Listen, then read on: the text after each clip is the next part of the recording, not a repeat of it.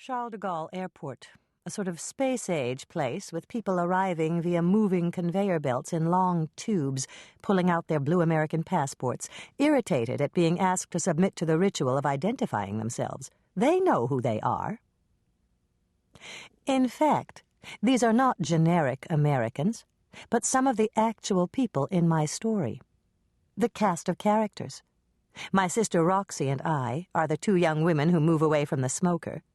The tourists in the Ritz bar are our parents, Chester and Mariage Walker, newly arrived in Paris to support Roxy in her time of crisis. Her French husband has left her. She is about to give birth, and we have at stake a large sum of money.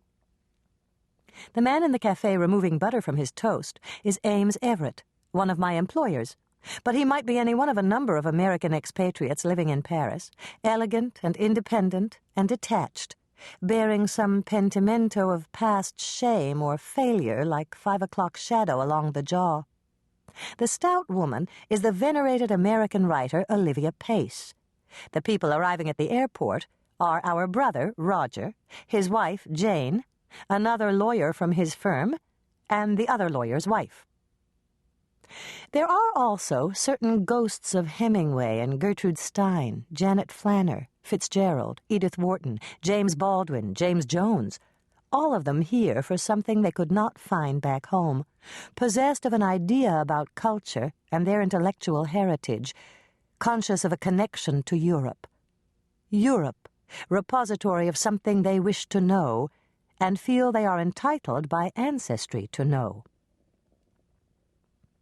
All of us are wearing the same expression every American wears here, of wonderment mixed with self-satisfaction at having cleverly removed ourselves from the quotidian discomforts and dangers of life in America, while at the same time bravely exposing ourselves to the exigencies of foreign money, a difficult language, and curious food. For instance, tripe or andouillette.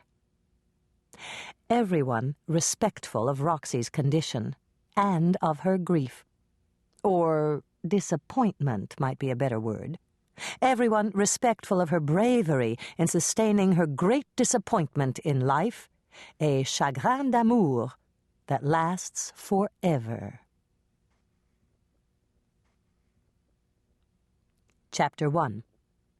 If we do not find anything pleasant, at least we shall find something new. Voltaire. I think of life as being like film because of what I learned at the film school at USC. Film, with its fitful changefulness, its arbitrary notions of coherence, contrasting with the static solemnity of painting, might also be a more appropriate medium for rendering what seems to be happening, and emblematic, too, perhaps, of our natures, Roxy's and mine, and the nature of the two societies, American and French. The New World and the Old, however, is too facile a juxtaposition, and I do not draw the conclusions I began with, if you can begin with conclusions, but I suppose we all do. I am, as I said, Isabel Walker, a young woman abroad, who, in several months in Paris, has learned enough to be considerably changed. And is this not, in fact, the purpose of young Americans going abroad? To make them think of things they never thought of? I should explain who I was. I had come to France planning to spend some months babysitting my pregnant sister Roxanne's 3-year-old, Geneviève, Jenny, reading books in French that I didn't expect to like much, had read a bit of Rabelais in school and thought it was disgusting with its talk of farts and twats, and under the cover of being a help to Roxy, hoping to get some of my rough California edges buffed off that the University of Southern California had failed to efface. Leaving college, I had not actually graduated, ordinarily points one to the future, whereas France was not the future. It was only temporizing and staving off the day I would have to make real decisions.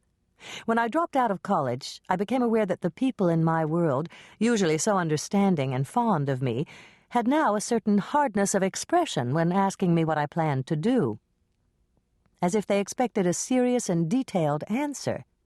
And my friends, as they awaited the results of their MCATs and LSATs, tended to avoid my eyes. "I'll be working on my screenplay," I would tell them, "and I'll be helping Roxy with her new baby, and I want to..."